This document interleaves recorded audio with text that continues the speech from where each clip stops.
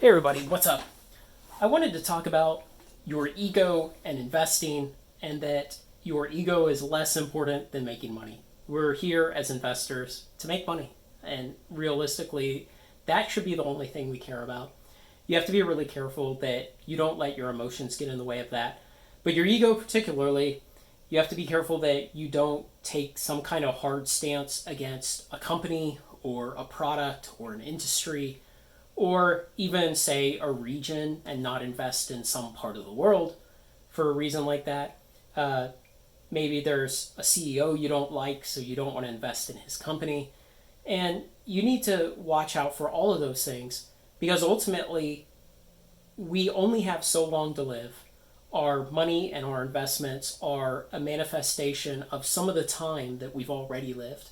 And we're trying to compound that to increase our enjoyment during the rest of our life. And so don't get caught up on your ego. And if you do, you need to know when to stop. You need to know when a trade that is ego driven is not working out. And there's plenty of great examples of this. Oil and gas has been unpopular for the last couple years. The ESG movement has been popular, and it's based on the same kind of ego that we can look at these companies and we can come up with some kind of arbitrary metrics of goodness, and then we invest in them because of that. We see that that's begun to melt down in the last 6 months. Europe is going to have a very cold winter this year. You better bundle up because the ESG movement has wrecked a lot of things in Europe that otherwise would have been functioning fine. Some people take stances against cigarette companies, despite them being good payers and good companies overall. Alcohol companies can be unpopular. Weapons manufacturers, whether they be gun companies or defense companies, all of these kind of things, people will just take these irrational, ego-driven views on, and typically it manifests as these kind of fake moral stands where somebody is trying to signal how good they are by not investing in these kinds of companies. And I'll tell you, I'm invested in some cigarette companies, alcohol companies, weapon makers, oil and gas companies. Yeah, I'm invested in all of those.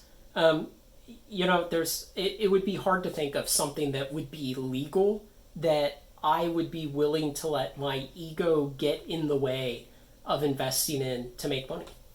And the way that this pertains to Magic is we have all of this crazy groupthink in Magic, and it's driven by, all these discussion forums and Reddits and Discords and, all of these places where these echo chambers develop where anybody who goes against the orthodoxy is kicked out or banned or ridiculed. And you end up with just one way of thinking in each of these silos. And it becomes very ego driven in a way. And people end up getting blinded to things, or they assimilate ideas and then they refuse to assimilate counter arguments to those ideas. And so maybe a really good example of that is Bouldersgate. Everybody was down on Bouldersgate from the moment it was announced that Commander Legends 2 would be Bouldersgate. Everybody said, oh man, this is AFR 2, it's going to be terrible.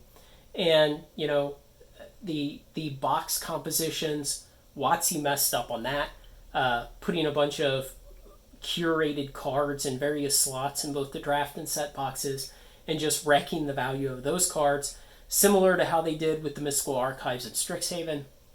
And so, there are some legitimate complaints against Baldur's Gate, but when you go look at the data, there's a lot of inverted EV in those boxes. And you have to assimilate that new information, especially when it's good data-driven information. When the initial assessment of Baldur's Gate was, this is terrible because I hated AFR, and this is terrible because I don't like Dungeons and Dragons, or this is terrible because I have to roll a die 20. And, Magic players just don't like the variability induced in the game by rolling dice. They don't like that. Pokemon players, they love it, but Magic players, they can't stand it. And so when all of those attitudes were driven by emotion at the beginning, it's more difficult for people to relent and then say, oh, okay, there's data that go against this, and there's data saying otherwise. But as an investor, all you care about is the data you can get. And yes, people's emotional feelings towards a set, that is important data, because you may be able to get a read on what's the initial kind of interest in the set going to be. But over time, just as in all markets, all markets in the short term are voting machines, and in the long term are weighing machines. And as time compounds and goes on and product disappears, it goes out of print, it gets consumed, the market tends towards rationality. And you have to get your ego out of the way and be willing to embrace that when it happens. And even better, if you can find some data, you can front run that. So never get so invested in an emotional position, and never get so invested in being against a company or a product or a sector or a CEO or whatever that you will not make money off of it, because you're only going to live so long. And the last thing you want to do is be sitting there at old age saying, man, I wish I just had invested with the data instead of with the crowd, with the mob, with the herd, with their mentality. So make the right choices.